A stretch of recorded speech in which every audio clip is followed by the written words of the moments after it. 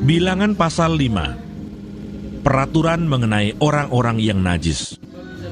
Tuhan berfirman kepada Musa, "Perintahkanlah kepada orang Israel, supaya semua orang yang sakit kusta, semua orang yang mengeluarkan lelehan, dan semua orang yang najis oleh mayat, disuruh meninggalkan tempat perkemahan. Baik laki-laki maupun perempuan, haruslah kau suruh pergi.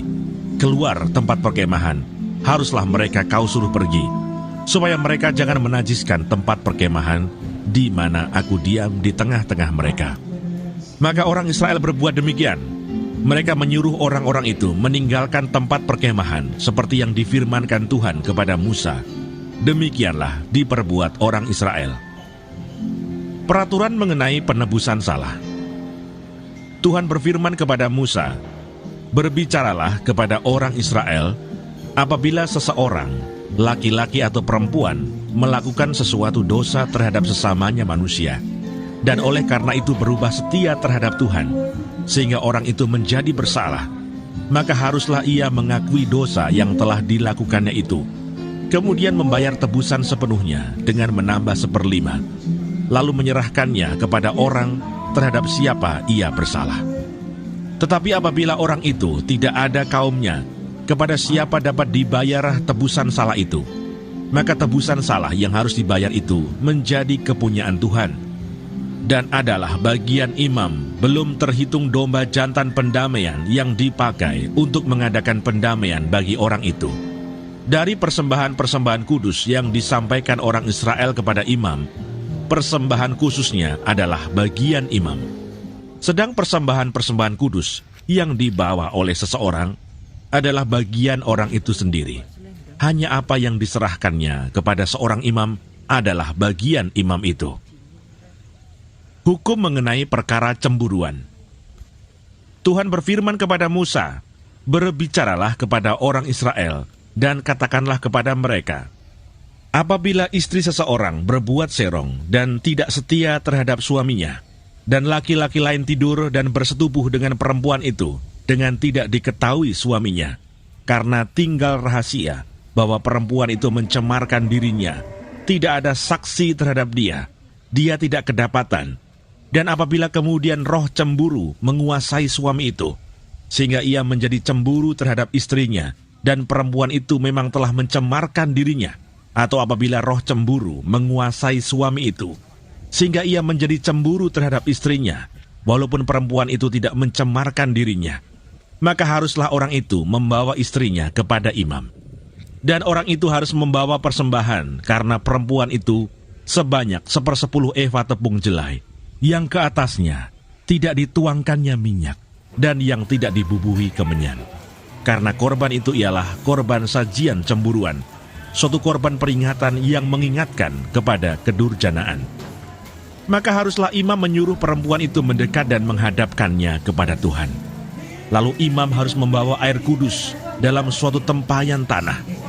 Kemudian harus memungut debu yang ada di lantai kemah suci dan membubuhnya ke dalam air itu. Apabila imam sudah menghadapkan perempuan itu kepada Tuhan, haruslah ia menguraikan rambut perempuan itu, lalu meletakkan korban peringatan, yakni korban sajian cemburuan, ke atas telapak tangan perempuan itu, sedang di tangan imam haruslah ada air pahit yang mendatangkan kutuk. Maka haruslah imam menyumpah perempuan itu dengan berkata kepadanya, "Jika tidak benar ada laki-laki yang tidur dengan engkau, dan jika tidak engkau berbuat serong kepada kecemaran, padahal engkau di bawah kuasa suamimu, maka luputlah engkau dari air pahit yang mendatangkan kutuk ini.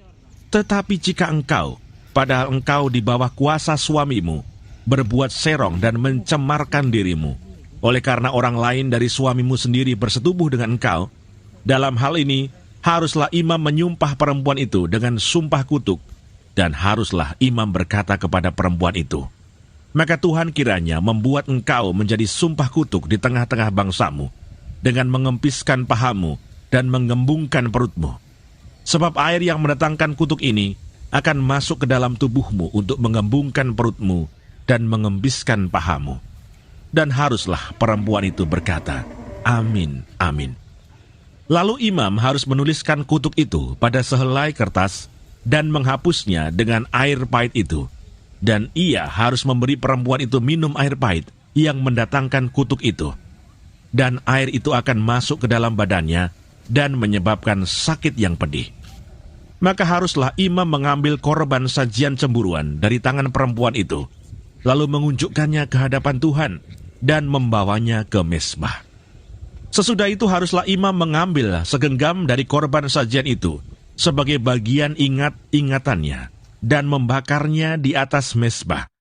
Kemudian memberi perempuan itu minum air itu. Setelah terjadi demikian, apabila perempuan itu memang mencemarkan dirinya dan berubah setia terhadap suaminya, air yang mendatangkan sumpah serapah itu akan masuk ke badannya dan menyebabkan sakit yang pedih, sehingga perutnya mengembung dan pahanya mengempis, dan perempuan itu akan menjadi sumpah kutuk di antara bangsanya. Tetapi apabila perempuan itu tidak mencemarkan dirinya, melainkan ia suci, maka ia akan bebas dan akan dapat beranak. Itulah hukum tentang perkara cemburuan. Kalau seorang perempuan telah berbuat serong dan mencemarkan dirinya, padahal ia di bawah kuasa suaminya, atau kalau roh cemburu menguasai seorang laki-laki, sehingga ia cemburu terhadap istrinya, ia harus menghadapkan perempuan itu kepada Tuhan, dan imam haruslah melaksanakan seluruh hukum ini kepada perempuan itu. Laki-laki itu akan bebas daripada salah, tetapi perempuan itu haruslah menanggung akibat kesalahannya.